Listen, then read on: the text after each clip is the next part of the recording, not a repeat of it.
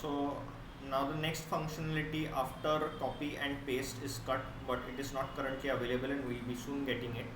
After that is reorder.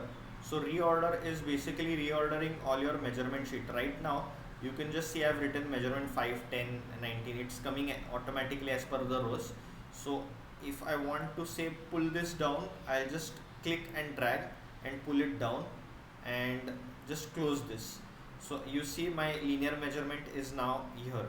So again, if I want to get it up, so say reorder and I'll get my measurement 5 here and close this. If I want, I can even change the names. It's all editable, but I have it. Now after that is flip vertical and flip horizontal. So again, the first thing I'll have to do is select the tracing.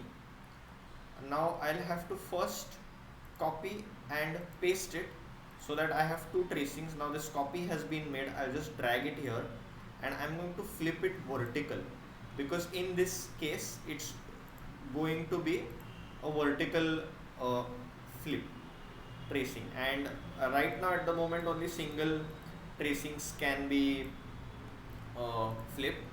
So if you see, I have a copy and I'll make this green in color.